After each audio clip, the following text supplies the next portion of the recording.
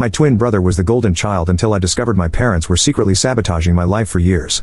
When he finally confessed their darkest secret, my entire world collapsed in a way I never imagined.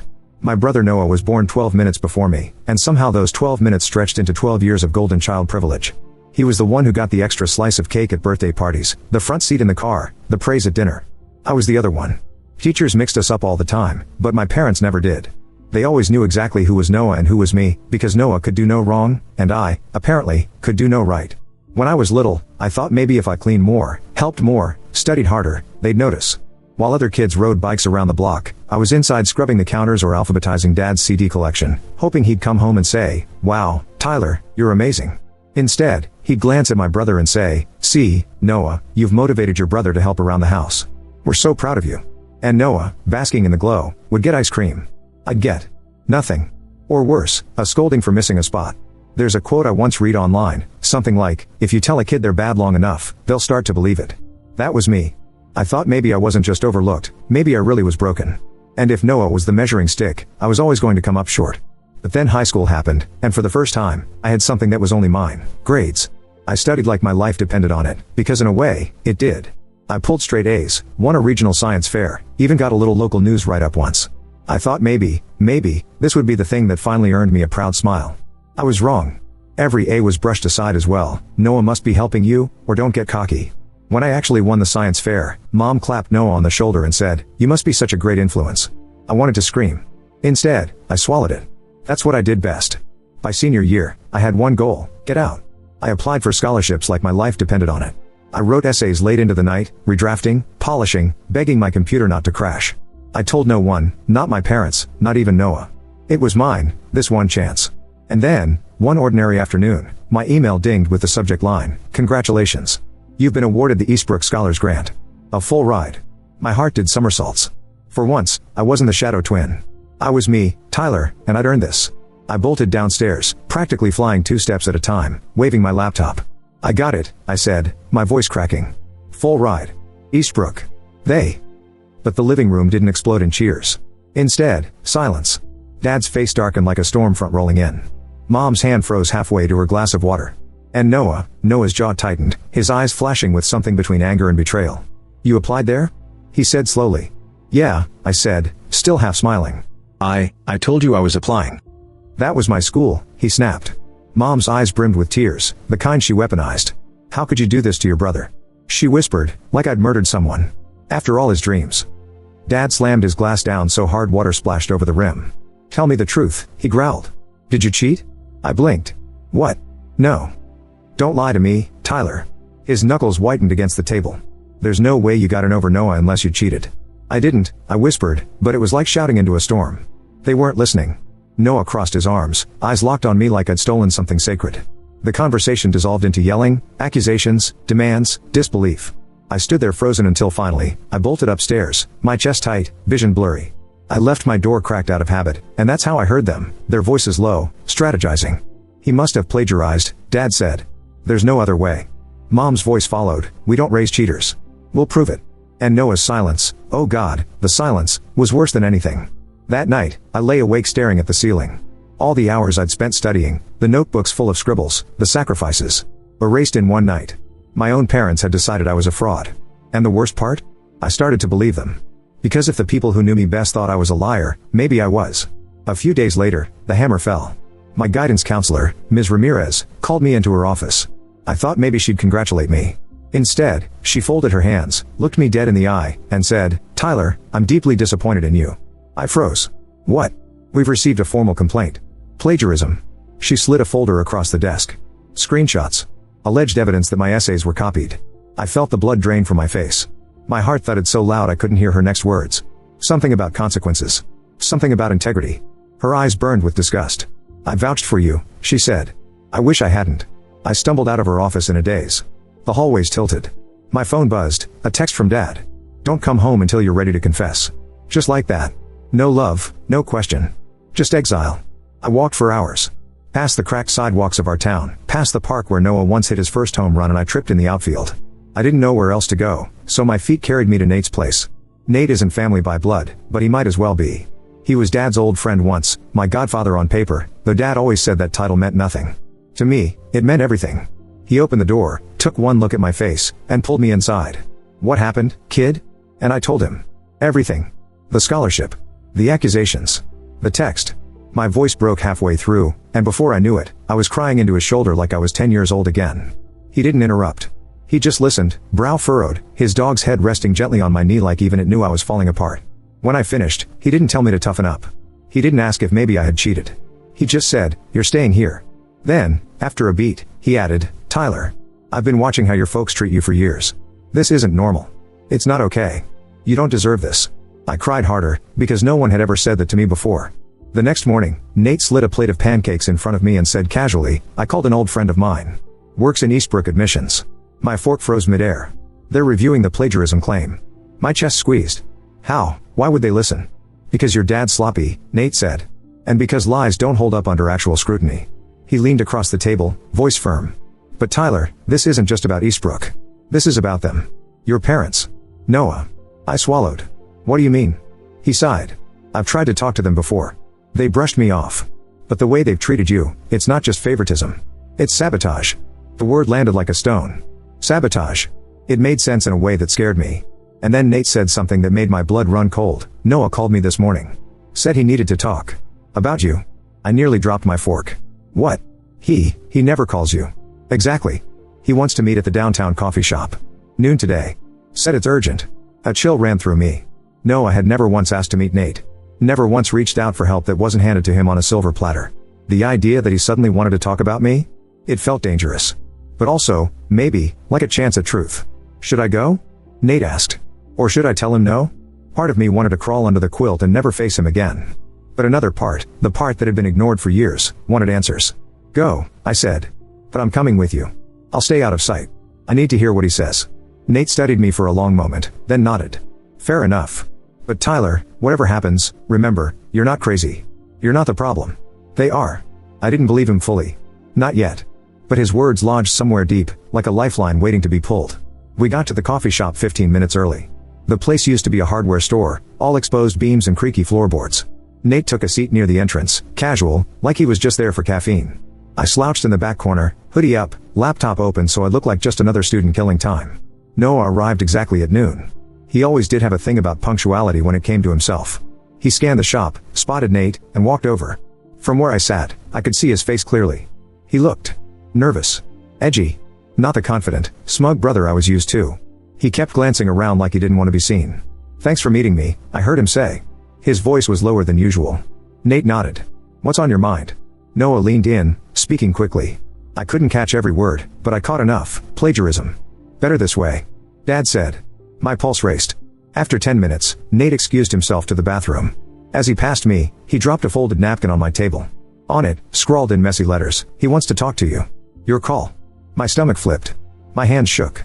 But something in me, something that had been silent too long, said do it. So I closed my laptop, stood, and walked toward him. Noah's eyes widened when he saw me. Tyler?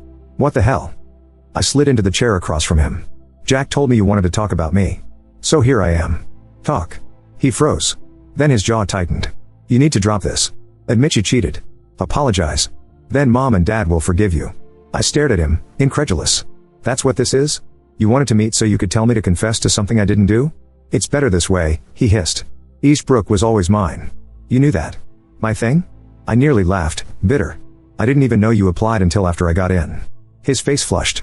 That's not true. I told everyone. I shook my head. No, Noah. You just expected the universe to revolve around you. I worked my ass off. I earned that scholarship. And someone, I leaned in, eyes burning, submitted fake evidence to ruin it. Was it you? His gaze darted away. My chest constricted. It was you, I whispered. Not exactly, he muttered. Dad helped. The air left my lungs. My own father. My own family. Deliberately destroying me. And in that moment, sitting across from my brother in a coffee shop that smelled like burnt espresso and betrayal, I realized, this wasn't just about favoritism. This was war. And what he said next made me realize the war had only just begun. When Noah said those words, Dad helped, it felt like the floor gave out beneath me. I'd suspected, sure. I'd always suspected. But hearing my twin admit it out loud, in that shaky voice, made everything crash down. My own father, the man who taught me how to ride a bike, who once sat me on his shoulders at a 4th of July parade, had actively sabotaged my future. You're lying, I whispered, even though I knew he wasn't. Noah shook his head. His eyes darted to the window like he was afraid Dad might walk in and hear him confess. He found your old essays on the family computer. He altered the dates. Made it look like you copied from the internet. Sent screenshots to Eastbrook. Said it was the only way. The only way for what? I demanded. The only way to make me disappear? The only way to keep you the golden child? Tyler, he said, voice trembling, you don't get it. Dad said there can only be one winner in life. One star. He said he was training me to succeed, and you, he faltered, staring at the table. You were supposed to know your place. My hands shook. I clenched them in my lap until my nails dug crescents into my skin. All those years of believing I just wasn't good enough. All those nights crying into my pillow because I thought I was the problem. And all along, it was them. They'd been pulling strings, stacking the deck, turning me into the family scapegoat. I swallowed hard, my throat like sandpaper. Why are you telling me this now? Noah's face twisted, shame flickering across his features. Because they went too far. I didn't know they were going to kick you out. I didn't know Mom would text you like that. When I heard you were with Nate, Dad started talking. Crazy. Said you were dead to us. Said we needed to cut you out completely. Mom even started paperwork to change our last name so we wouldn't share anything anymore. I blinked. My own parents were trying to erase me. Like I'd never existed. Nate returned then, sliding into the seat beside me, and the look on his face when he heard Noah's last sentence could have cracked stone. That's abuse, he said flatly. Emotional, psychological, maybe even criminal. And I won't stand by and watch it. Noah looked between us, his jaw tight. Don't tell them I told you. If they find out, they'll treat me like they treat you. Maybe it's about time you felt what that's like, I snapped. My anger was hot and sharp, years of swallowed words suddenly spilling out. You stood by while they broke me down, Noah. You let them pit us against each other. You watched me drown. His lips pressed into a line. I know. I'm sorry. His voice cracked, and for the first time, I believed he meant it. Nate's hand landed steady on my shoulder. Here's what's going to happen, he said firmly. We're going to fight this. Eastbrook is already reviewing the evidence. Those documents won't hold up under digital forensics. And as for your parents, he gave a grim smile. They've underestimated how far I'll go to protect you. Noah's eyes widened. You'd help me too? Nate didn't hesitate. You're both kids. You've both been manipulated. My house has 2 spare rooms. If you want out, you're welcome. For a split second, Noah looked like the little boy I remembered, the one who used to sneak me extra cookies before Dad caught him. Vulnerable. Unsure. Thank you, he whispered. I'll come tonight. Back at Nate's house, I helped set up the guest room, folding a blanket I hoped Noah would actually sleep under. For the first time in years, the idea of being brothers instead of rivals felt possible. Hope bloomed, fragile but real. But by 11 p.m., hope turned to dread. Noah hadn't shown up. My texts delivered but went unread. My calls went straight to voicemail. At 1 a.m., I was pacing the living room, staring out the window at every pair of headlights. Nate tried to calm me, but I couldn't shake the feeling that something was wrong. By morning, I was certain. We have to check on him, I told Nate, my voice raw from lack of sleep. Tyler. They'll punish him for talking to us, I cut in. We can't just sit here. Nate hesitated, then grabbed his keys. Okay. We'll drive by. We parked down the street from my parents' house. The moment I saw the moving truck in the driveway, my stomach dropped. Men carried out boxes, furniture, even the plant I used to water. My mother stood directing them, her voice sharp. My father appeared with a stack of files, his face set like stone. But there was no sign of Noah. What the hell? I muttered. Nate's hands tightened on the steering wheel. They're leaving. Without telling you. I couldn't sit still. I bolted from the car before Nate could stop me. Mom spotted me immediately, her face cycling through shock, anger, then something that looked disturbingly like fear. She grabbed my arm and yanked me around the side of the house. What are you doing here? She hissed. Where's Noah? I demanded. Not your concern. You're not part of this family anymore. Her words cut deeper than I wanted to admit. You're moving without telling me? You're, what, erasing me? We packed your essentials, she said coldly. Nate can pick them up from our lawyer. Where's Noah? I repeated, my voice shaking. Something flickered across her face, and in that moment, I knew she was lying. He's staying with a friend until we get settled, she said too quickly. Which friend? That's none of your business. Nate appeared then, his arms crossed, jaw tight. Barbara, we need to talk about what you and Robert have done. My mother's expression hardened into ice. There's nothing to discuss. Tyler made his choices. Like working hard and earning a scholarship? Nate shot back. Or existing in a house that systematically tore him down? Her laugh was sharp, humorless. Is that what he told you? Poor Tyler. Always misunderstood. Did he tell you about the drugs we found in his room? I froze. What drugs? I've never. The capsules. The marijuana, she said smoothly. Noah found them. I stared at her, horrified. She was inventing lies out of thin air, spinning me into an addict. My father rounded the corner then, his face red with fury. What's he doing here? He barked. Barbara, I told you to call the police. Where is Noah? I demanded, my voice cracking. Dad's lips curled into a sneer. Gone. Somewhere you can't poison him anymore.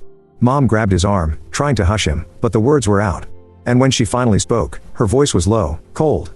We enrolled him at Westbridge Academy. He left yesterday. My knees nearly buckled. Westbridge Academy, 3 states away. A notorious boarding school where kids were sent for discipline. They had a month-long no-contact policy. My parents hadn't just moved houses. They'd shipped my twin away to cut him off from me. You sent him there because he talked to me, I said, disbelief thick in my voice. We sent him there because he needed structure, Dad snapped. Structure you'll never have. Nate pulled out his phone, his voice deadly calm. This ends now. You've lied, manipulated, sabotaged, and now abandoned your own son. Expect to hear from my lawyer. He guided me away, my legs numb, my chest hollow. I couldn't stop whispering the same words over and over. They sent him away. They sent him away. The days that followed blurred together. Nate's lawyer friend, Alina, helped file for legal emancipation. Teachers came forward with stories, emails, even records of my parents demanding I be held back. My debate coach revealed Mom once offered donations if Noah could be captain instead of me. Ms. Ramirez admitted she'd received pressure to reconsider my grades. Piece by piece, the pattern of sabotage was documented. Then, one afternoon, a letter arrived. It was from Noah. Handwritten, shaky. He said he was safe. The school monitored communication, but he'd found a way to get this note out through his roommate's cousin. He said Mom and Dad had told the school I was abusive. Lies. He told me not to worry, that he was working on something. 2 weeks later, that something arrived, a USB drive.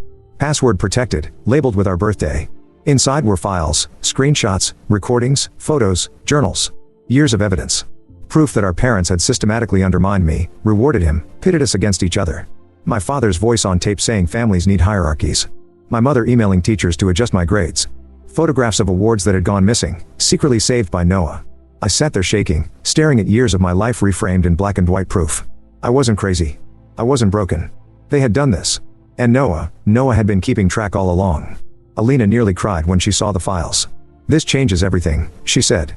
She prepped for court, filing counterclaims against my parents. Nate kept saying, we'll get him back. We'll get both of you free. But my parents weren't done. A week later, we were served papers. They were filing for a restraining order against me. Claiming I was dangerous, manipulative, a threat to them. That Nate was brainwashing me. That I had threatened them. Lies layered on lies. In court, their lawyer paraded a bag of marijuana like a smoking gun. Mom dabbed her eyes, Dad shook his head like a disappointed patriarch. But then Alina stood, calm and sharp as glass. She presented the USB files, authenticated metadata, teacher statements, emails, recordings. She painted the full picture, years of sabotage, emotional abuse, and manipulation. The judge listened, silent. When it was over, he denied their restraining order. Then he granted my emancipation on the spot. He ordered Westbridge to allow Noah and me contact, no restrictions. My parents sat there pale, furious, beaten.